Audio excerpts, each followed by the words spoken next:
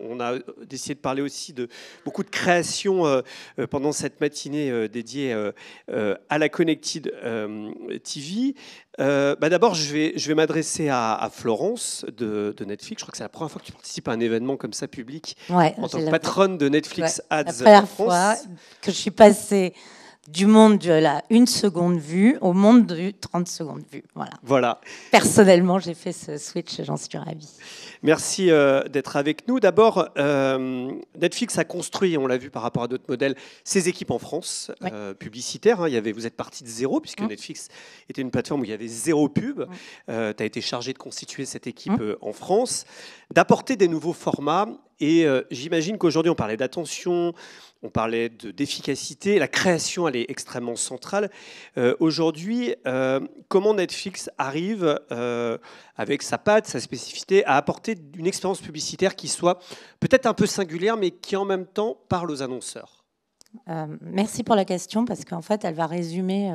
je pense, en tout cas, je suis là depuis ce matin et j'entends tellement de choses qui correspondent finalement à ce qu'a lancé Netflix. Alors, on a la chance de se lancer en dernier.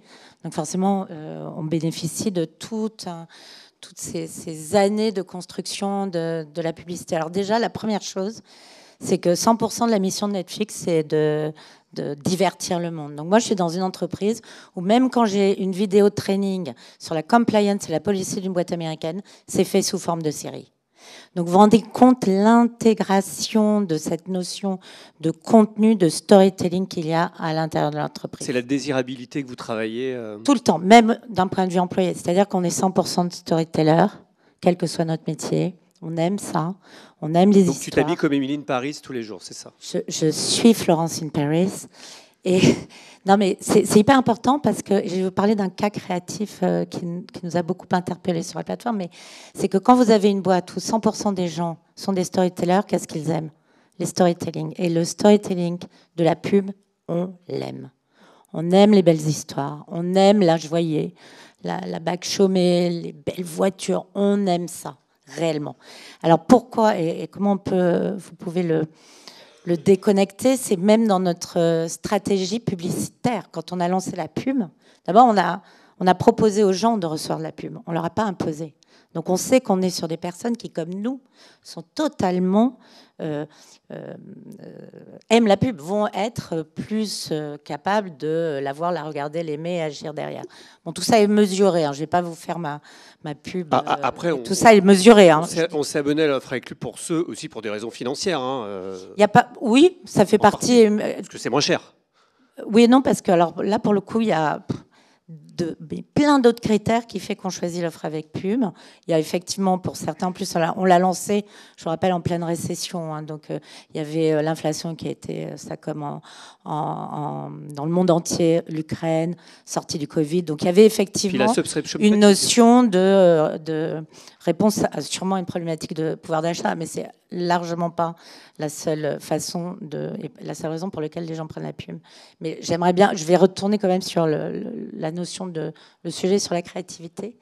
En fait, il y a ça, ils l'ont choisi. Et deuxièmement, on a une stratégie qui se retrouve dans l'intégralité de Netflix, y compris dans la valorisation de nos emplacements, c'est on respecte.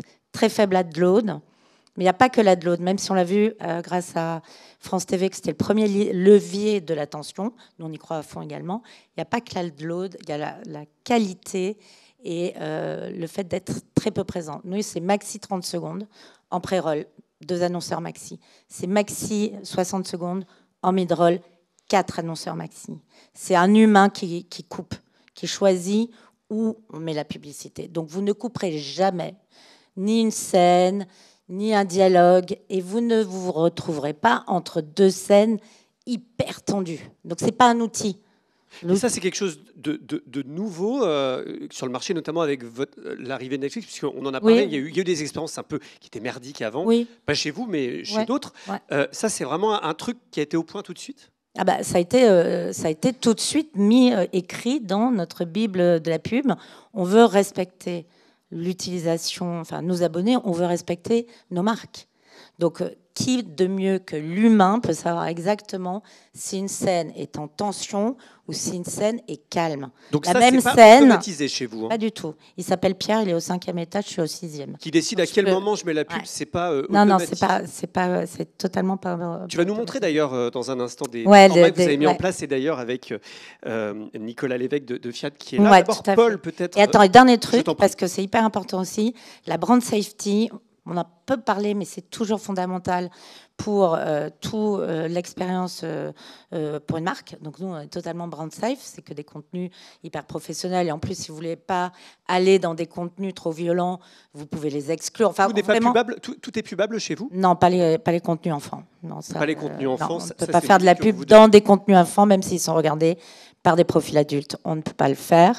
Et ensuite, quasi tout est pubable. Après, ça dépend des contrats qui ont été faits avec les producteurs, avec les ayants droit. Mais globalement, tout est pubable. Et viewability, nous, on a plus de 96% de vues. Donc tout ça fait une expérience hyper quali. Paul, tu diriges Starcom, mais aussi Publicis Media Content. C'est ton sujet, hein, de se dire comment on intègre correctement la bonne créa dans les bons contextes. Aujourd'hui, globalement, dans cet univers fragmenté où l'offre est extrêmement riche, on a des acteurs comme Netflix, même d'autres, hein, on a vu France TV, qui ont cette intégration publicitaire un peu au cœur de leur mission. En quoi c'est quelque chose qui, justement, entre guillemets, un peu te facilite la vie aussi quand tu vas faire appel aux annonceurs? En fait, je pense que ça permet de reparler de sujets dont on a un peu oublié de parler depuis les 10 dernières années avec le digital, puisque moi, je viens pas d'agence média, donc enfin, ça fait quand même un bout de temps que j'y suis maintenant, donc c'est bon, je vois de quoi ça parle. Mais quand je suis arrivé, il y a un truc qui m'a vraiment frappé, donc je viens du monde de la création et du digital, c'est que le critère de mesure de la publicité en digital, c'est la viewability. C'est quand même fou quand on y pense. C'était visible. Il manquerait plus que ce ne le soit pas. En fait, notre boulot, c'est pas qu'une pub soit visible, c'est qu'elle ait de l'impact. Et ce qu'on doit faire pour nos clients. Et à la bonne cible. Alors, la bonne cible. Oui, évidemment, la bonne cible. Mais j'ai presque envie de dire, s'il fallait choisir une mauvaise cible et de l'impact, je préfère choisir la mauvaise cible avec de l'impact qu'une bonne cible sans impact. Tu vois, si on devait aller jusque-là. Donc en fait, moi, je suis hyper sensible à ce que dit Florence. Je pense que ce sujet sur la Connected TV, bien sûr, c'est extrêmement atomisé, bien sûr, il y a un sujet de reach, etc., etc. Mais je pense qu'on a un peu perdu de vue. Avec le digital, on a mis d'abord devant la logique de la diffusion, la masse personnalisation, etc., etc. Et puis les budgets des annonceurs n'étant pas extensibles, évidemment, à l'infini, il a fallu faire des choix. Et on a fait des choix parfois à surempresser une cible, mais peut-être avec un très mauvais matériel créatif. En utilisant des passion points de gars qui jouent au tennis avec juste une raquette et une balle parce que c'était un passion point tennis. Enfin, je veux dire, n'importe qui joue au tennis, qui voit une balle et une raquette, ça le touche pas. Et plutôt d'avoir des très bonnes publicités. Donc on reviendra, je pense, certainement au fait que, évidemment, on n'adapte pas encore les publicités à la télévision connectée, encore une fois, pour des questions de moyens. Mais par contre, ce qu'on cherche, c'est un écrin pour raconter des histoires. Et c'est ce que vient de dire Florence. Donc tout ce qui va permettre de raconter des belles histoires pour les marques dans un écrin qui permet de le faire, forcément, ça facilite notre travail. J'ai envie de te parler, mais ce n'était pas le sujet du jour, de McDo avec Emily in Paris. Ça a été un des meilleurs exemples quand même d'intégration qu'on peut... ouais, mais c'est un autre exemple parce que, il n'est pas industrialisable à l'infini, heureusement d'ailleurs, et que c'est une intégration d'une marque dans un... Évidemment, donc ça c'est poussé à l'extrême, mais entre ça... Et ce qu'on peut voir à la télévision, il y a peut-être un endroit, un lieu qui est en train de se créer. Voilà. Alors, c'est pas très cher, en vérité, mais c'est pas le sujet. C'est intéressant. Oui, c'est pas très cher. C'est compliqué, mais c'est pas cher. Non, mais ce qui est intéressant, c'est quels nouveaux écrins publicitaires vont permettre de faire rayonner les marques, créer de l'impact et de la mémorisation. Florence, tu voulais nous montrer un petit peu des formats que vous faites sur Netflix, justement. Il y a Pause Ads et Single Title Sponsorships. Alors, Pause Ads... Je l'ai pas, j'ai mis que le... Ouais. J'ai mis que... Ouais, mais Pause Ads, on peut en parler parce que c'est intéressant. C'est quelque chose qui arrive ailleurs, hein, partout. C'est-à-dire que quand on fait pause sur son écran TV... Ça vient des États-Unis. Et nous, on y a cru tout de suite. Alors ça, est-ce qu'on peut Ouais, le on mettre en parlera après. Voilà, merci beaucoup. Non, mais Posad, c'est effectivement, je crois que c'est Universal qui en parlait aussi. C'est un format qui marche très bien aux États-Unis. Et donc, nous, on l'a lancé en France au mois de juin, juillet. En fait, c'est vous mettez votre contenu en pause. Il faut savoir que sur la plateforme, en général, vous allez le mettre 4 fois en pause en moyenne sur nos abonnés. Donc, ils mettent leur contenu en pause. Pour aller chercher à manger. Pour aller... je ne suis pas... Nous ne traquons pas ce que font nos abonnés. Nous respectons totalement leur vie privée. Donc, je ne sais pas ce qu'ils font, mais en tout cas, ils mettent en pause leur programme et il y a l'écran télé qui va donner la majorité de sa place à une très belle communication. Moi, je dis... En fait, pour moi, c'est vraiment la out of home, c'est votre déco du salon. Parce qu'il faut savoir que Netflix, on est plus de 70% consommé en télé. Moi aussi, je suis super contente d'entendre dire que cet écran, qui est quand même un hyper bel écran, qui permet des créativités exceptionnelles, chez nous, c'est beaucoup la télé et le desktop. C'est peu le mobile. Et donc, pause, vous avez votre pause. Alors, en plus...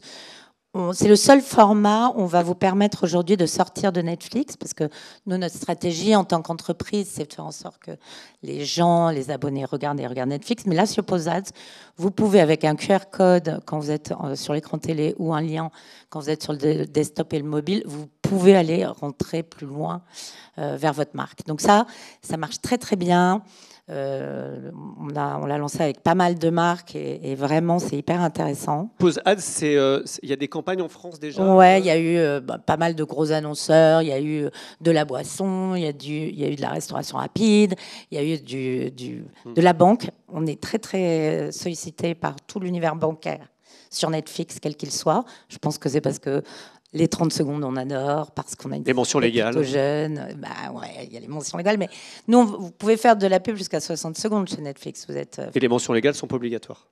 Bien sûr que si. C'est obligatoire. On respecte toutes les lois. C'est la RPP quand même. Bien sûr, on respecte l'intégralité des lois des pays dans lesquels nous opérons, bien évidemment. Je trouve qu'avant de revenir, excuse-moi, c'est l'annonceur qui paye normalement. Oui, c'est pour ça. Mais tiens, en dernier, c'est pour. Donc là, c'est sponsorisé par Fiat. Non, mais je suis d'accord. Mais il n'a pas voulu faire Posat. Non, mais il y a quelque chose. On parlait de créativité. Fallait. Non, après, je me tais. On parlait de créativité. Et alors là, malheureusement, c'est pas un annonceur de mes amis de publicistes, mais on s'en fiche, parce qu'on est là pour parler du marché au sens large. Créativité, ce qu'a fait Ikea sur Netflix est hyper malin. Donc moi, je dis, mais amusez-vous avec nous, mais amusez-vous. Ils ont fait, vous savez que vous pouvez cibler vos publicités en fonction de l'heure sur Netflix. Ils ont fait une pub à minuit avec un mec qui allait se coucher dans les oreillers Ikea, sur les matelas Ikea, et qui disait, attention là, vous êtes en train de partir en vrille parce que vous êtes en train de regarder la télé, il est minuit, il est temps d'aller se coucher. Paf, parce que sinon, je vais vous spoiler. Donc, fin de premier écran. Et ensuite, comme ils ont bien compris comment la plateforme fonctionnait, vous ne pouvez pas faire une pub pour le même annonceur, c'est une fois par heure. On capte aussi beaucoup la fréquence, c'est hyper important pour vous. Et à 1h du matin, il y a le même Ikea qui arrive, le même gars qui dit « Hey, t'es encore là? Attention, je vais te spoiler. » Et puis là, il se met à parler en suédois, en disant « Là, je parle tellement suédois que tu vas décrocher total, va te coucher. » Vous donc, imaginez... Si elle parle suédois, elle comprend tout, par contre. Ouais. Non, mais vous imaginez le degré de créativité. Donc, allez-y, mais amusez-vous, intégrez-vous. Et là, je passe à l'intégration, qui est effectivement ce qu'on a fait avec Nicolas sur Fiat. Mais peut-être que je vais te laisser en parler de... Il me reste 1 minute 54. N'hésite pas à prendre la parole. Oui. On s'en fout, on dépasse pas. Dans ce débat. Non, là, on va renier sur le cocktail, donc vas-y. Alors dans ce cas-là, tout le monde va être content. Et là, c'est les partenaires qui payent, donc profites-en, c'est pas Fiat. Non, mais rapidement, je suis content déjà d'être là parce que c'est vrai que c'était une super opportunité. On a été les premiers annonceurs à profiter de cette opportunité sur Netflix. On ne souhaitait pas être le premier pour être le premier. On a tous les deux ont parlé de belles histoires, mais c'est exactement ce que je raconte sur Fiat en permanence, quel que soit l'interlocuteur que j'ai en face de moi, c'est que moi je suis payé pour raconter des belles histoires, et normalement les histoires sont belles quand elles sont crédibles. Donc ce qu'on a longtemps discuté d'ailleurs avec Paul, avant même qu'il y ait les offres qui se développent, c'est comment on peut innover, créer plus de contenu, valoriser le contenu de la marque par rapport à des contextes médias qui sont copiés-collés dans l'automobile. Hein, parce que et la cible, il y a le mondial de l'auto en ce moment, il y a une difficulté d'aller toucher les jeunes, parce que vous avez notamment un produit qui s'appelle la Topolino, qui s'adresse à des jeunes à partir de 14 ans. C'est l'ami, en fait, mais en version Fiat. Donc, intéressant par rapport à la proposition de Netflix, c'était de pouvoir s'identifier à une série. Et on avait en plus une problématique qui n'était pas une problématique, mais on était 3 nouveaux produits à lancer dans 3 cadres différents. Alors on a toujours besoin de notoriété, mais là il y avait vraiment besoin d'une nouvelle notoriété parce qu'on introduisait la version 500 électrique en Abarth. Alors pour tous ceux qui voient ce que c'est que la marque Abarth, c'est généralement des voitures qui font vroom vroom, qui font du bruit et qui polluent un petit peu. Mais on ne se reconnaît pas forcément quand on est acheteur d'Abarth sur une voiture électrique. En tout cas, pas tout de suite, alors que n'importe quelle voiture électrique, à la base, ferait une très bonne Abarth, puisque la puissance est accessible immédiatement, parce que le couple est accessible immédiatement, et qu'on a des sensations sans forcément avoir l'impression d'avoir acheté une sportive. Donc il y avait ça. Il y avait, en notre flagship, on lançait la Fiat 600, qui est la grosse Fiat 500, qui était disponible en électrique puis en hybride. Donc il fallait trouver de quoi booster davantage de notoriété. Et la fameuse Topolino, donc la Topolino, c'est l'équivalent de la Citroën Ami version Fiat. Alors chez Citroën, c'est pas moi qui le dis, c'est eux dans leur pub. Elle ressemble plutôt à un grille-pain, et c'est pour ça qu'elle a été vendue chez Darty. Et puis chez Fiat, elle ressemble plutôt à une Fiat 500 des années 50, et c'est pour ça qu'elle se vend pas trop mal. Ça cartonne, il y a même de l'attente, je crois. Et pour essayer justement Donc on a trouvé 3 séries dans l'opportunité qui, à nos yeux, matchaient le plus par rapport à la problématique ou aux besoins de notoriété, parce qu'après, c'est vrai que dans les KPI, c'est compliqué de trouver tout de suite une interaction directe entre ce qu'on a fait sur Netflix et ce que ça rapporte, parce qu'il y a aussi du mass média derrière qui vient perturber la donne. Mais effectivement, sur la Topolino, c'est certainement celle qui a le mieux réagi à son exposition sur Netflix, mais certainement aussi parce que la cible était la plus captive sur Netflix par rapport à ce type de produit. Et on peut analyser avec ou sans Netflix que la transformation en visite sur notre site internet, parce que la Topolino a aussi la particularité d'être vendue exclusivement en ligne, c'est-à-dire qu'on ne passe pas par un distributeur. D'ailleurs, officiellement, il n'y a pas de distributeur. Et c'est là où on peut voir, alors on a un fil rouge digital en permanence sur la Topolino, parce que forcément on est dans un écosystème digital, mais on peut voir qu'on a fait de la télé, on a fait de la télé avec Netflix, et quand on a fait de la télé avec Netflix, sans Netflix, on triple, on quadruple le trafic sur l'e-shop Topolino. Avec Netflix, on est allé à x5, donc il y a forcément un rapport de cause à effet, ce qui fait qu'on a pu identifier, mais c'est juste un calcul vastement mathématique, parce qu'on ne peut pas encore taguer, le jour où on pourra taguer, ça sera encore mieux, mais on a pu identifier qu'il y avait 20-25% de nos visites sur cette période-là d'activation avec Netflix qui ont certainement été générées grâce à l'activation avec Netflix. J'ai juste un point qui est hyper important, qu'a souligné aussi Nicolas, et que permet Netflix, comme d'autres plateformes. Je ne veux pas faire c'est parce que Florence est là, mais on travaille évidemment avec tout le monde là-dessus. Mais en fait, ce qui est intéressant aussi, c'est à la fois l'association de ciblage, mais moi je trouve que l'association de contexte, il est hyper intéressant. Et en fait, sur les 3 modèles dont on parle là, on est presque plus dans de la collab de marque que dans de la publicité pure. C'est-à-dire qu'en fait, c'est une marque et un modèle, de Fiat en l'occurrence, qui est en collaboration, en association d'images avec l'environnement d'une franchise, d'une autre marque, qui est une marque de contenu.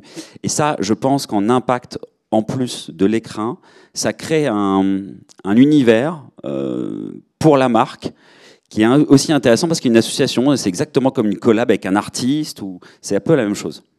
Comment ça se décide? C'est vous qui avez repéré chez PMC la bonne série.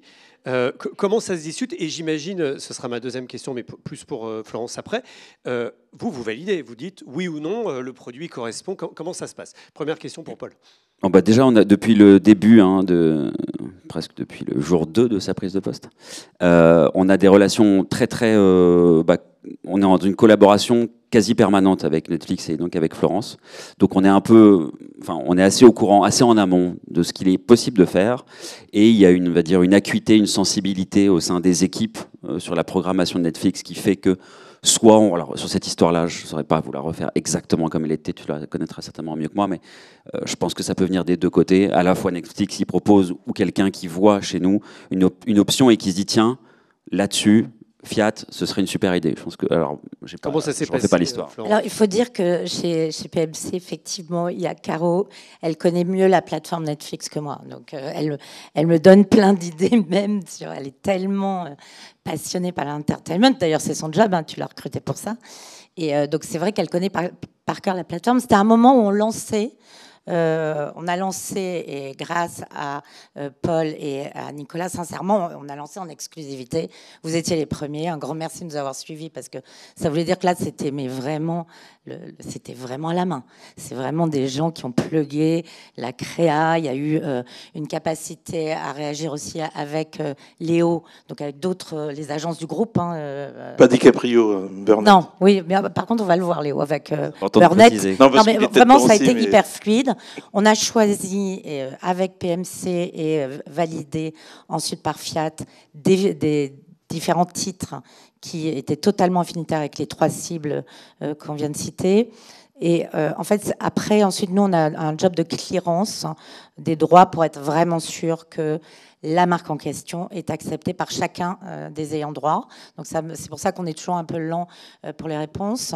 Et ensuite, ce qui est également hyper intéressant, c'est qu'on a mesuré derrière quel était l'impact du sponsoring par rapport à des formats classiques de vidéos. Donc il faut savoir que ça, c'est Media Science qui l'a mesuré pour nous.